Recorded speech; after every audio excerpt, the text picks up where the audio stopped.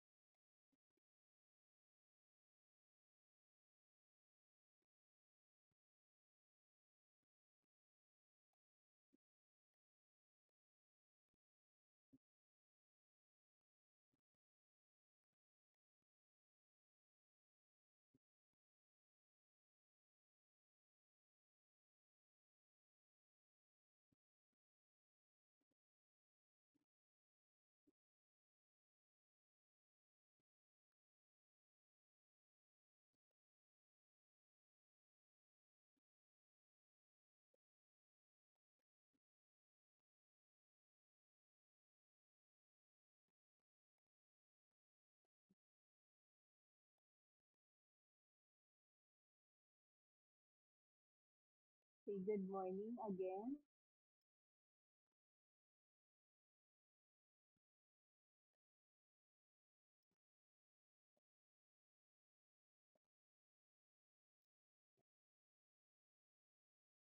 So welcome again to our English Maritime course. So we are now on our week 38, day 2. It's all still our continuations about the marine radio communication. So today it's about the marine radio spectrum.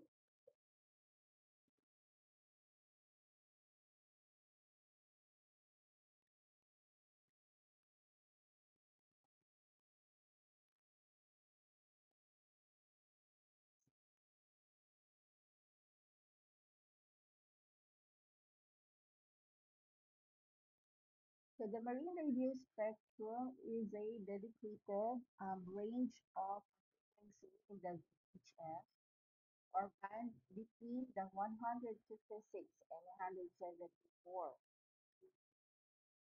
So they're going to use this for maritime communications.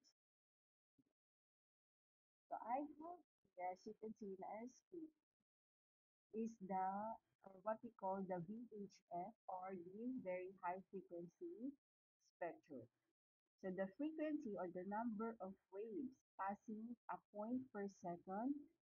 So in different frequency have a different properties.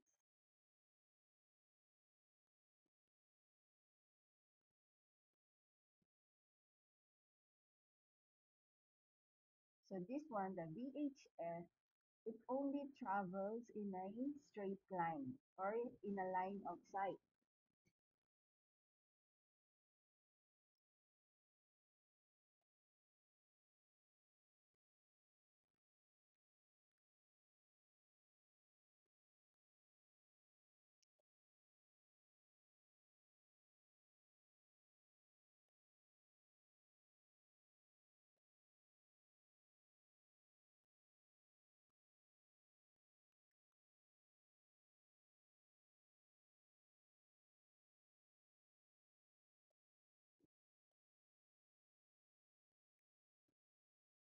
So the VHF, as you can see, is a 30 to 300 megahertz. So this band is chosen for its strong line of sight propagations, making it ideal for the coastals and ship-to-ship communication.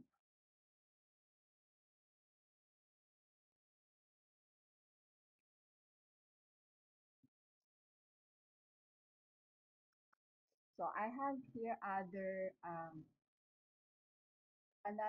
spectrum or the radio spectrum that we're using. We have here the MF, the medium frequency. This one it's only a medium range. We also have what we call the high frequency. This is used for a long range or global. And also the UHF and SHF satellite. So this is now above the 300 megahertz used for the satellite communication.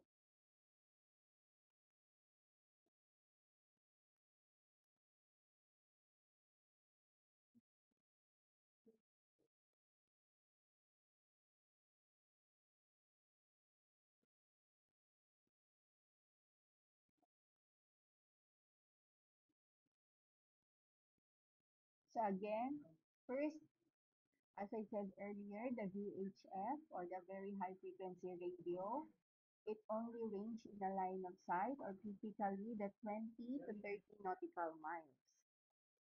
So the primary use of this is for the workforce of the maritime communication.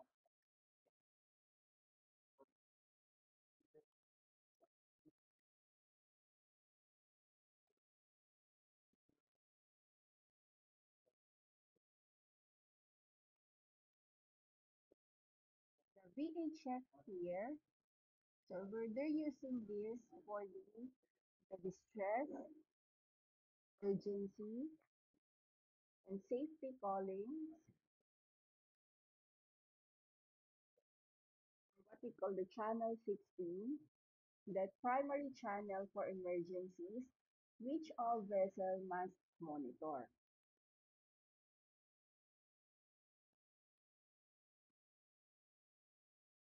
It also used for the bridge-to-bridge navigation safety or the channel 13. So you're going to use this to coordinate passing and maneuvering with the other nearby vessels.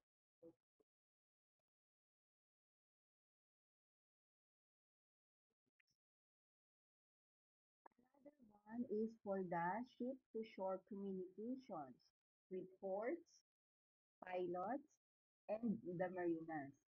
So they're using this for the all day-to-day operational communication near land,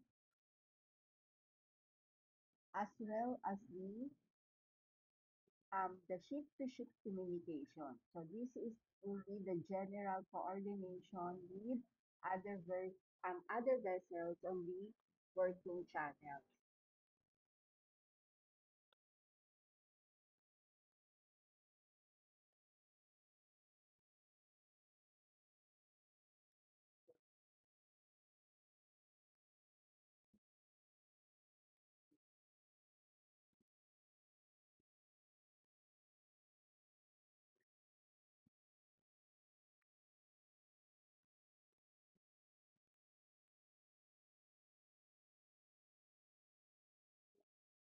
So now I have the MF or the medium frequency.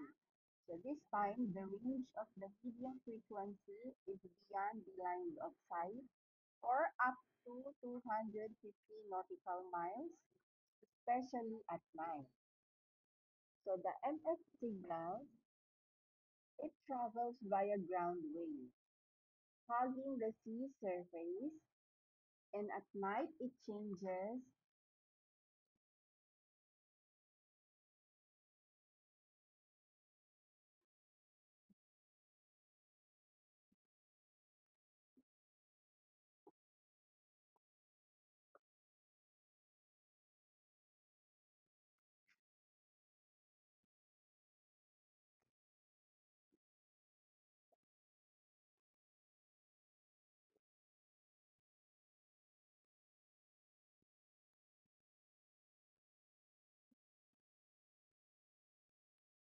So again, at night it changes the ionosphere to reduce the absorption and allowing the signals to travel for much further. So this one, the primary use of this medium range communication where the VHF cannot reach.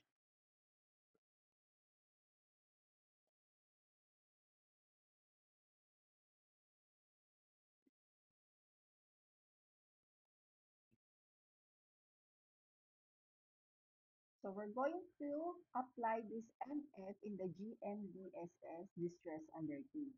So it's very important layer of the safety coverage for the coastal vessels that may be out of the VHF range. They're also using this for receiving the maritime safety information or what we call the MSI. So this is includes the weather broadcast, navigational warnings for a wider coastal area. So MF radio also uses for the follow-on communication after the initial alert. So Usually, they use this by the rescue coordinators to speak with a vessel in distress.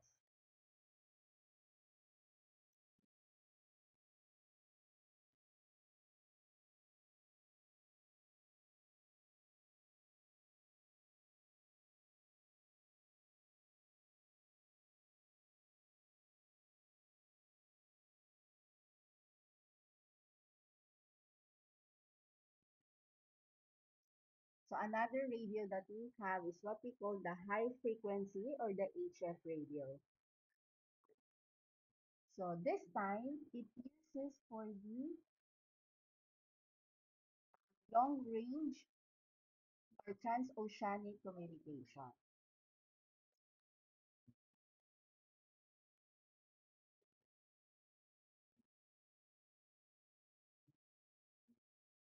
So the HF radio is the ionosphere act like a mirror of the HF radio waves.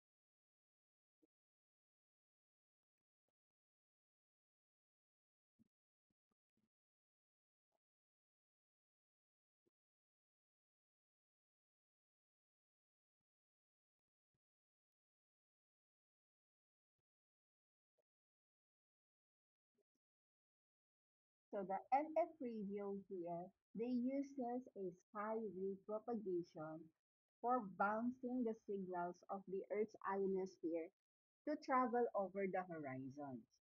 So this time, the ionosphere, it acts like a mirror for the HF radio waves. So the effectiveness of this mirror, it changes with the time of day and frequency used.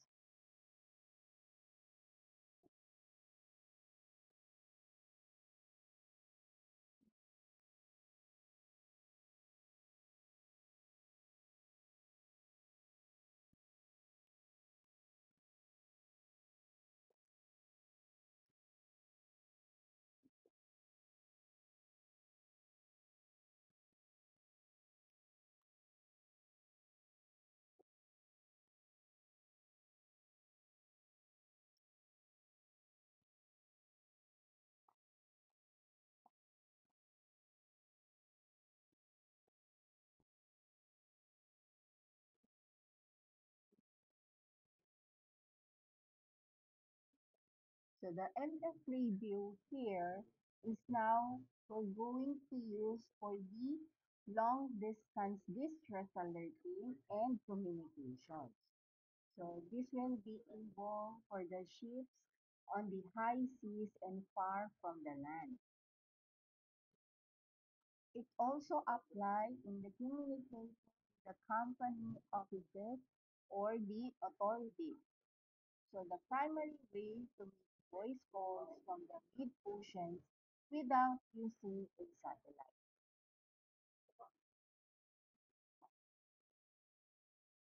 So here as well in the NF radio, its uses of it applies via the email and data transmission via radio modem.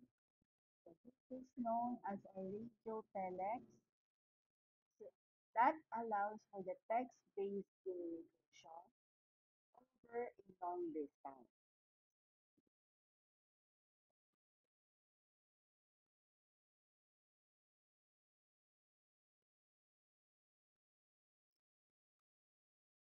So the last radio spectrum that we have here is what we call the satellite communication or the SATCO.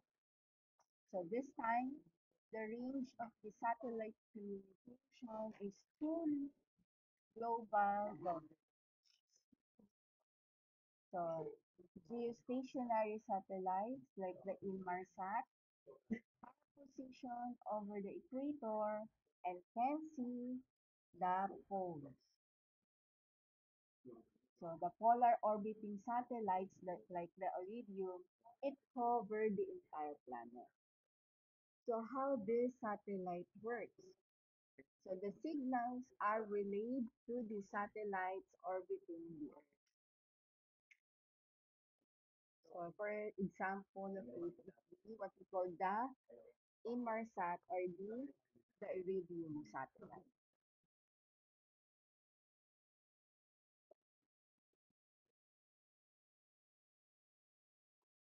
So our SATCOM is also applied for the GNDSS distress alerting. This is a highly reliable way to send an automated distress alert. It also applies in the high quality voice calls, so the clear and reliable phone calls from the anywhere in the world.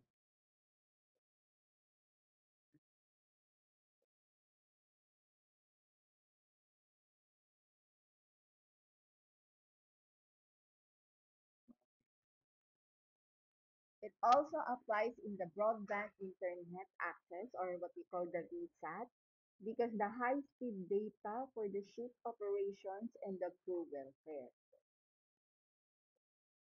And lastly, it applies also for the data transfer. So they're going to use this for sending the reports, chart, chart updates, and the other essential data.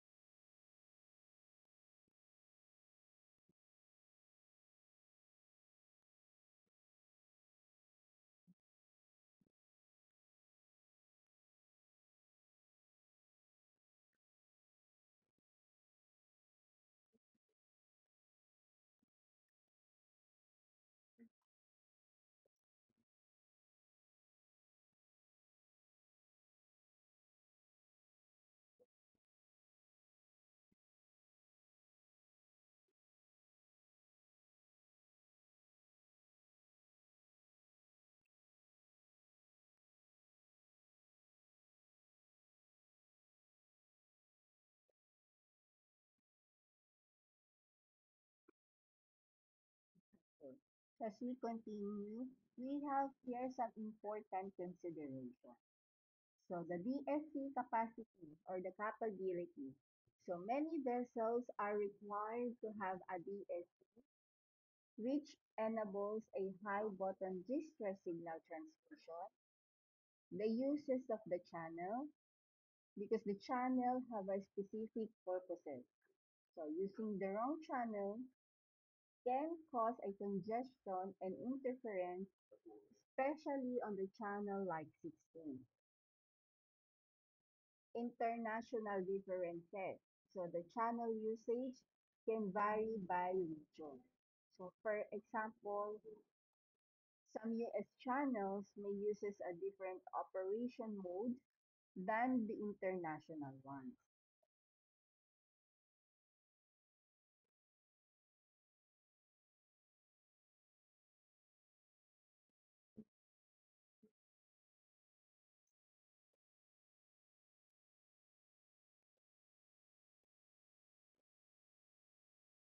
So we are now talk about the marine antennas. So the marine antennas are the weatherproof antennas designed for use on boats to provide a communication, navigation, and the entertainment signal. So it also includes the VHF radios and the AIS. So they are built to withstands harsh marine environments, and are available in the various types. So it includes the whip, the masthead, and the stub with a different design for the specific applications. So you just have the consideration when you are choosing an antenna and includes the frequency band.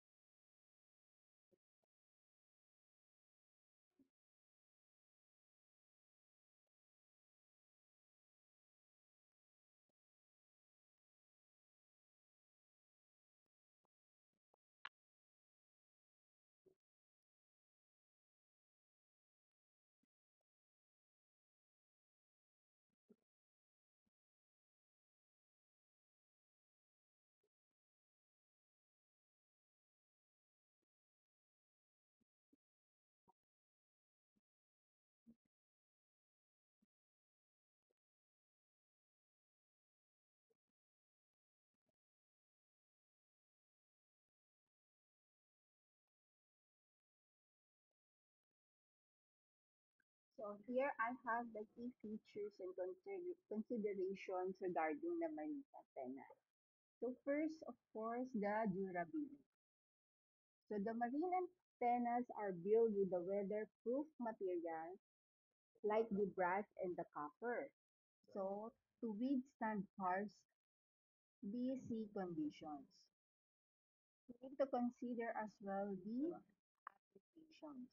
So they are used for various purposes, including the safety and the navigation.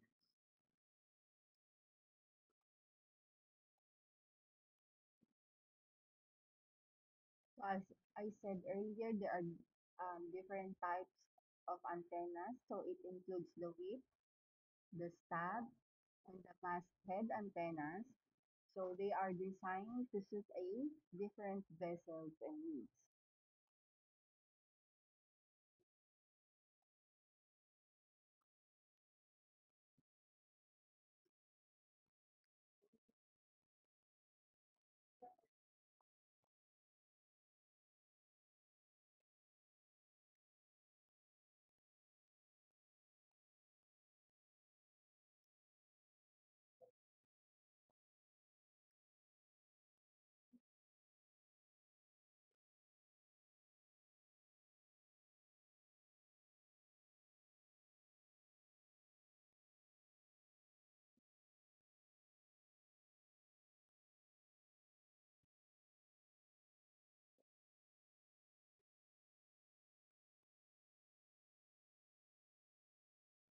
It also includes the frequency band. So most of the marine communication, they are using the very high frequency maritime mobile band, which is between 156 to 174 megahertz. Another thing to consider is the gain. So a higher decibel gain provides a stronger signal for a better range and intelligibility, especially in a remote areas.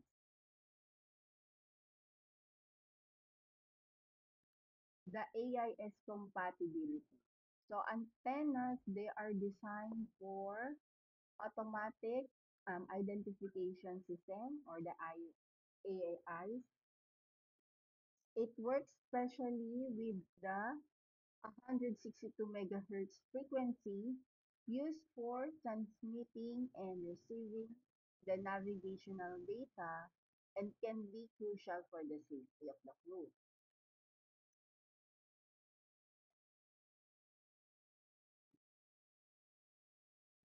Another thing to consider as well is what we call IB installation. So mounting the antenna at the highest point of the vessel is recommended to avoid the signal blockage.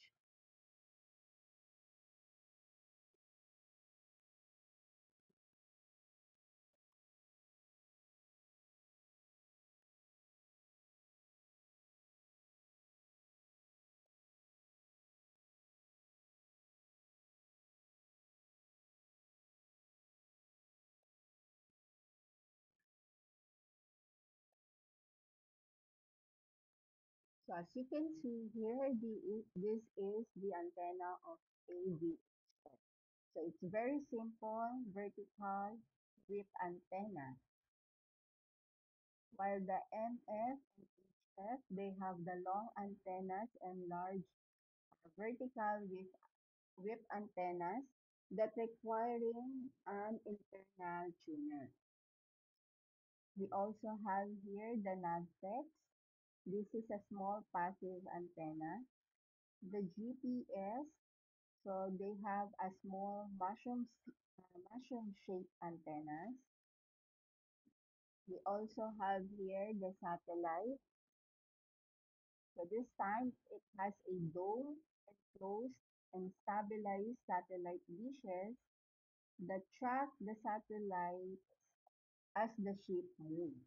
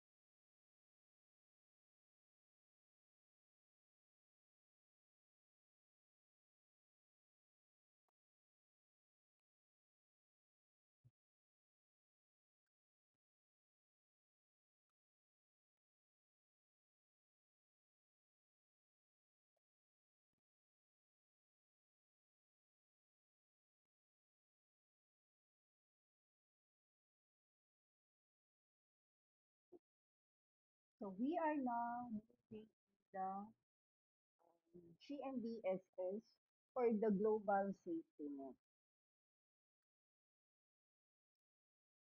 So the GMBSS, this is the international safety net for the seafaring vessels that uses the satellite and terrestrial radio to improve the distress alerting and rescue coordination.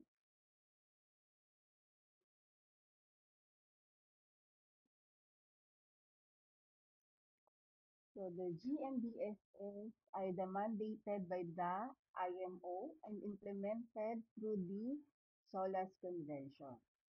So the system, it ensures that the distress calls are answered and provides a global network for a rapid communication during the emergency.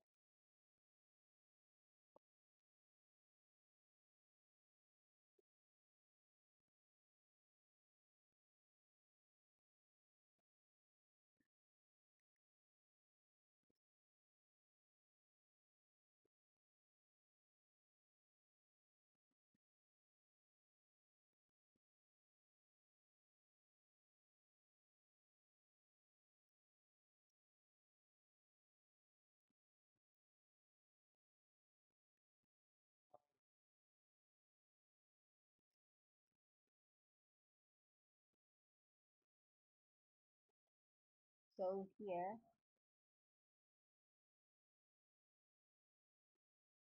so in an international agreed upon set of the safety procedures, equipment, and the communication protocol. So it is important to understand that the GMBSS as a system, not just a single piece of equipment. So this is integrated with the various terrestrial and the satellite radio technologies to create a redundant and reliable safety network. As you can see here, the primary purpose of this is to ensure that the ship in distress can alert rescue authorities and nearby vessels no matter where it is in the world.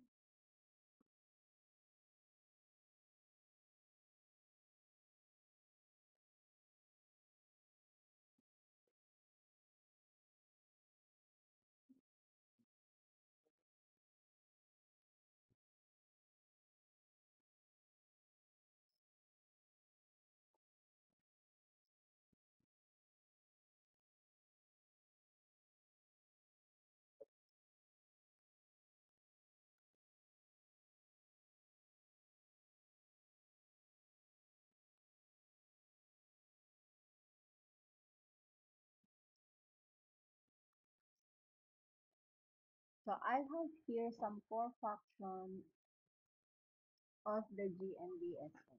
So first, again, it's about the distress alert. So submitting the distress alerts using the satellite and radio communication, which automatically transmits to the ship's positions and other crucial data. It's also about the search and rescue. So coordinating the communication between the vessels and the rescue authorities to facilitate the quick and effective search and rescue operations. Another thing is the safety communications. So broadcasting and receiving the maritime safety information such as the weather and the navigational warnings. So via service like the safety net or the NAVTEX. So the GMBSS also uses for the locating or locations. So by providing, it means to help to locate the distressed vessel. So such as the search and rescue responders or the SARS for the life raft.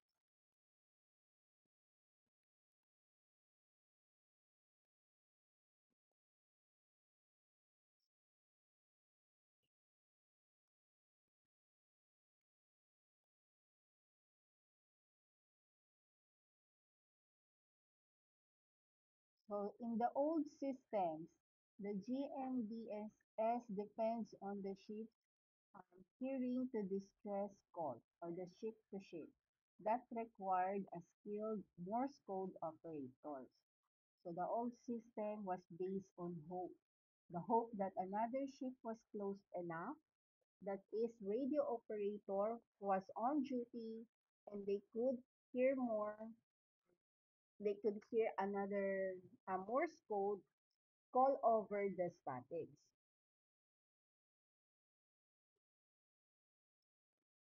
Another philosophy is about the focuses on the ship-to-shore alerting. So the alert goes to a rescue coordination center on the land, which is the coordinates the response. So this is the fundamental shift. So the GMBSS is designed to alert the professional rescuers on the shore first, and the RCC then becomes the nerve center of the rescue. So they go into directing the most appropriate asset, which may include other ships to the team.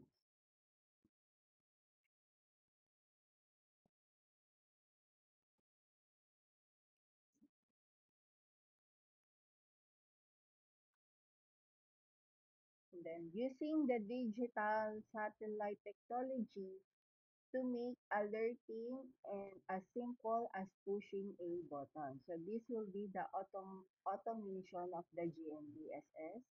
Also, the things because there is the redundancy because it providing the multiple independent ways to send a distress alert so that if one fails, another is available.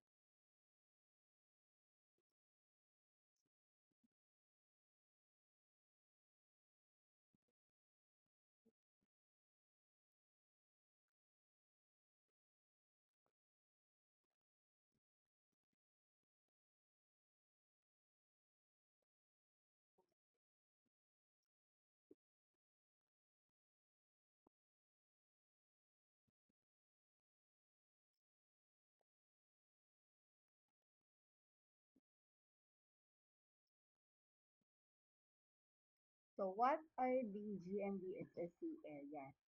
So the shift equipment requirements depends on the area of operations.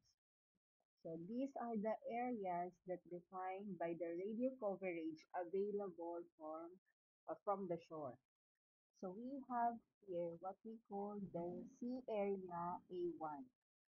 So it is within the VHF. or the DSC range of the shore station. We also have the Area A2, which is beyond A1 but within the NF and DSC range of the shore station.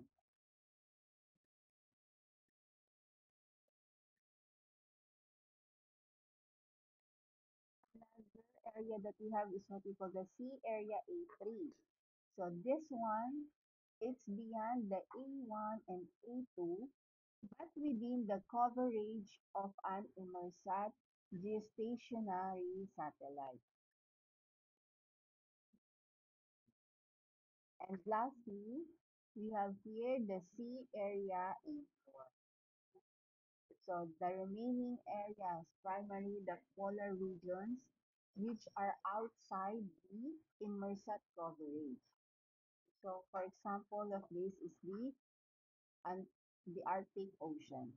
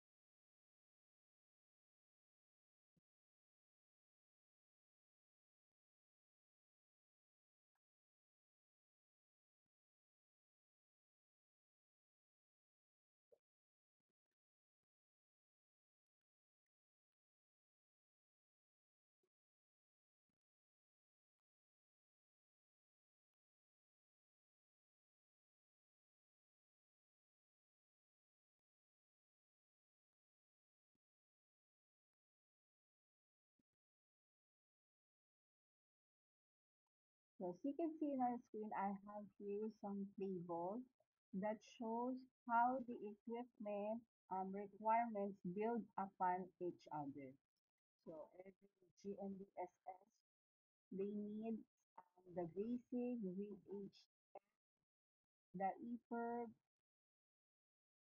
the SARS also, and the non-text receivers. So as the ship plans to sail for the further from the ship shore into other areas like the A2, 3, and 4, it must add the equipment capable of the communicating over the longer distance.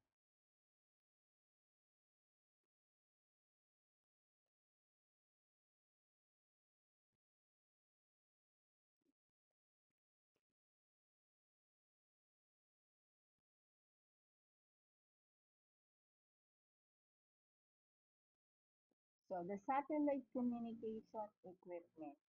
So this is the services like Inmarsat that provide a global coverage for the distress alerting and safety messages. We also have the terrestrial radio communications. So it includes the long range and the short range radio with the digital selective calling or the DSC technology used for alerts, as well as the emergency position indicating the radio beacon, what we call the ether. So this is the device that floats free and automatically transmit a distress signal with the location's data via satellite.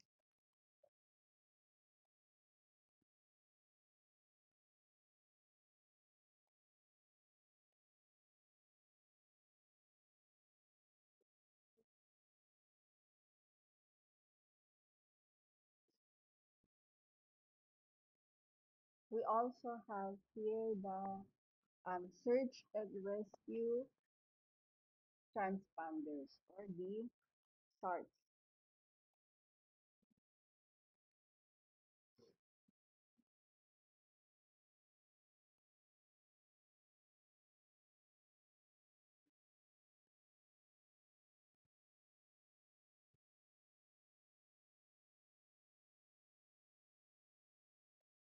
So this is the device that enhance the radar visibility of the life rafts and the rescue boats.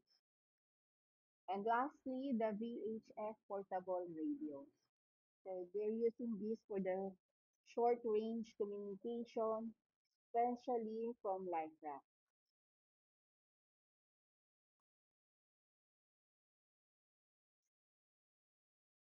So how are they going to mandate or implement this GNBCC?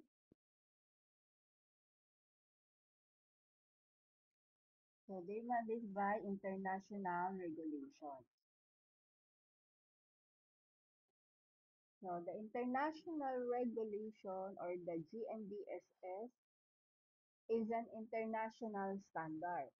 So with the specific equipment and services or service requirements detailed in the International Convention for the Safety of Life at Sea, or what we call the SOLAS.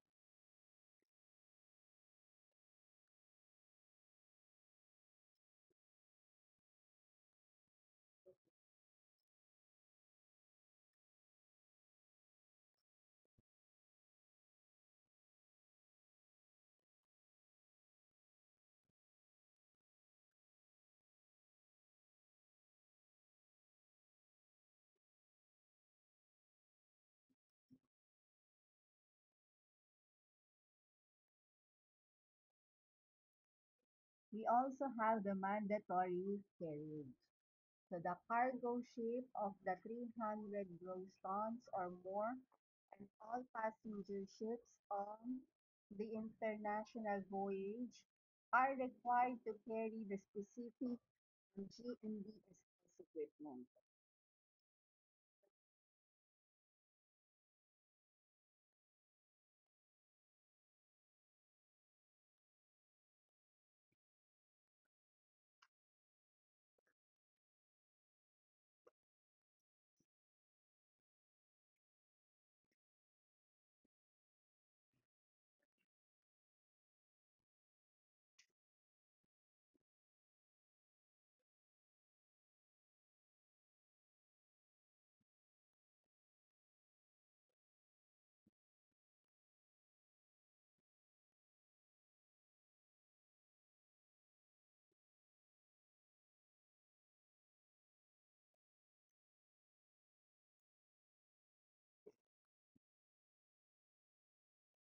So as you can see here, this is what we call the digital selective calling or the DSC.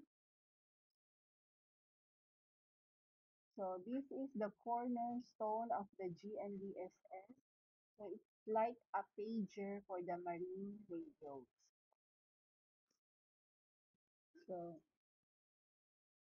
the DSC is the standard for transmitting the digital messages over the marine radio systems to automate the distress alerts and make individual or group callings.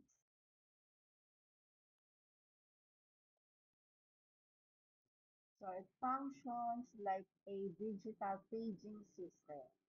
It's sending a predefined digital messages that includes the vessel's identity, the positions, and the nature of the distress to a specific station or all ships within the range.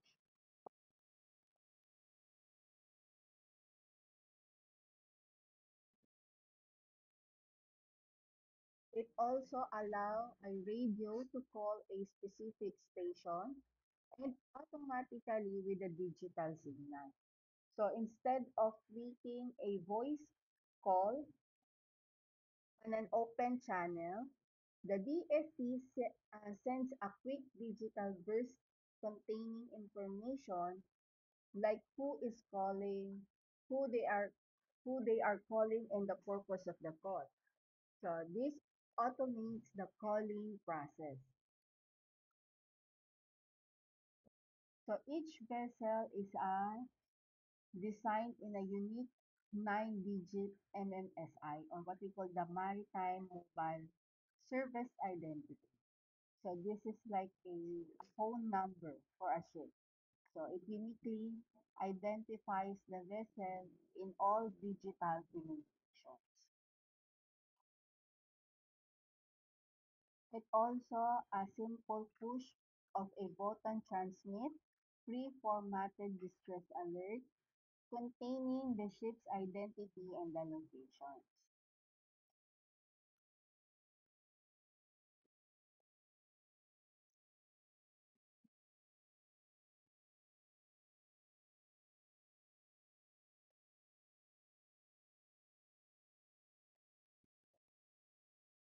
So how does BSC works? So in the Maritime Mobile Service Identity or the MMSI, every BSC radio has a unique 9-digit MMSI number for the identification, similar to a phone number. And regarding the distress alerts, the, dress, the distress alerts can be sent with a single button press, so which automatically broadcasts the vessel's MMSI and the GPS location, and the alert repeats every 3 to 4 minutes until it acknowledged. So you can also use the DSC to make a direct calls to other vessels, such like a telephone after entering their MS, the MMSI number. So the DSC, it also allows you to set up and call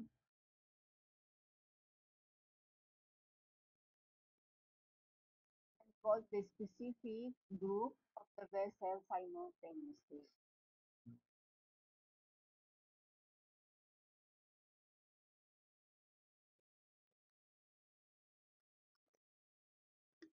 So the DSC, it operates on a dedicated VHF channel or the channel 70, which is used solely for the digital signal and not for voice communication.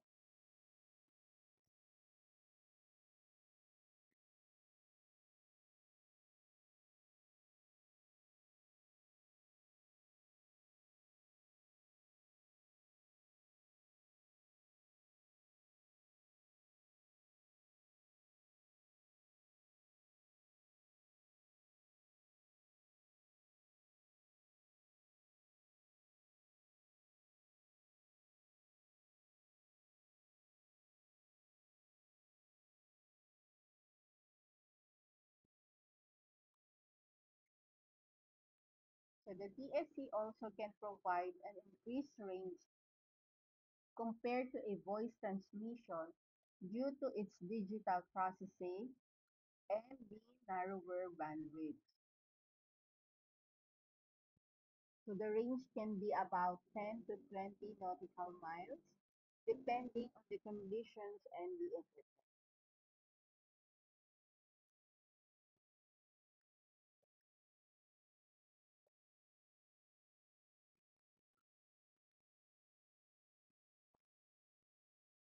So the benefits of this is the automated distress.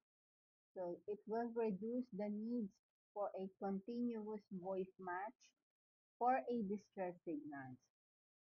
All BLC equipped with the radio automatically receive alerts. Another thing is the accuracy.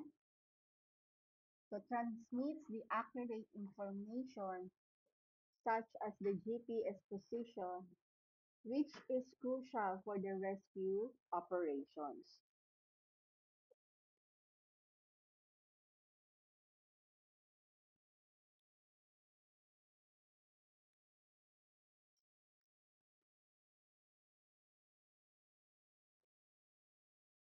It also allows for private, like a direct calls without needing to hear on a busy channel first.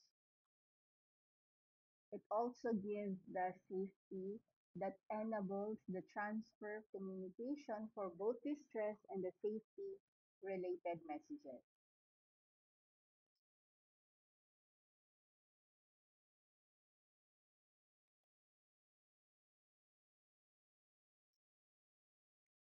So I have here some three important consideration regarding the DSC. So first is the GPS. So while you can send a distress call without a GPS, the location is essential, making GPS is a very crucial component for the DSC functionality. Another one is the voice communications that after sending the DSC distress alerts, you should immediately follow up with a Mayday voice message on the channel 16.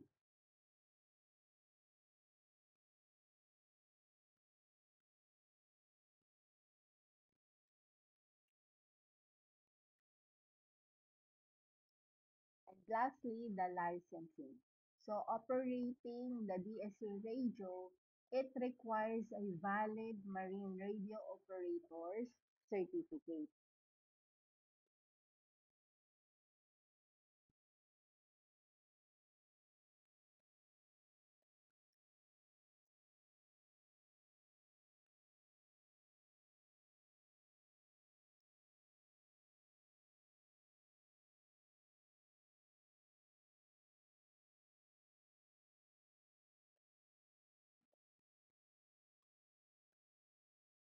So I have here now the DSC call types.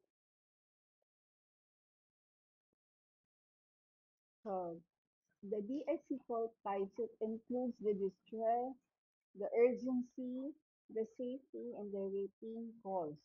So which can be directed to an individual stations or groups.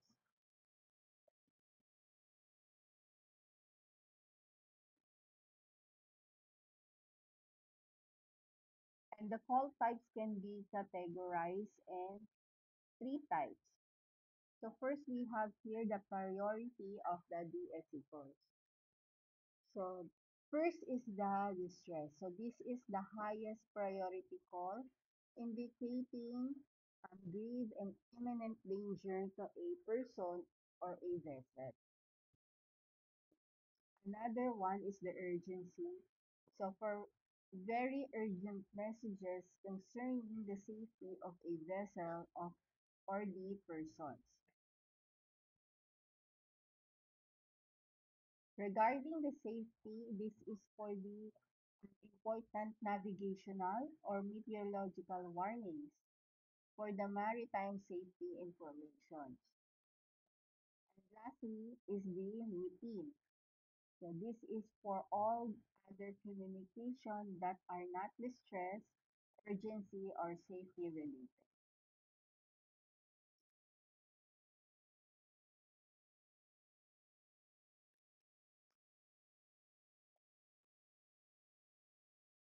So another one is the delivery method. I have here also the three methods. First is the individual. So this is the direct call to a specific vessel, similar to a phone call. Another one is group. So this is a call sent to a specific group of vessels. And lastly, the all ships. So this is a broadcast to all vessels within the ring.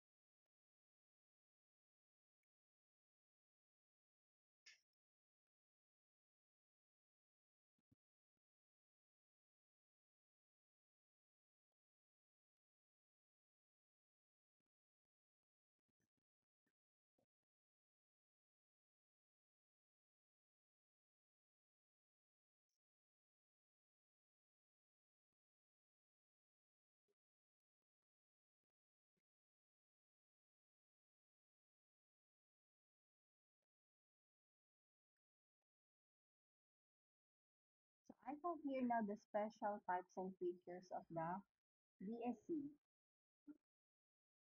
So again, it's about the distress call.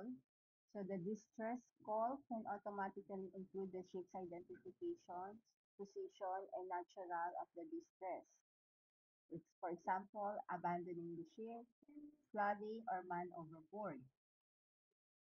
The position sharing, it includes the position sent, position request, and auto polling, so which facilitate the sharing of location information. Another thing is the test call. So this is for NF and HF system. So the test call can be used to check equipment.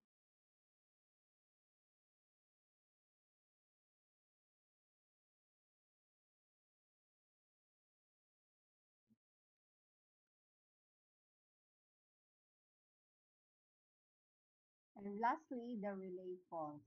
So this is all about the distress relay call used to pass on distress message from another station.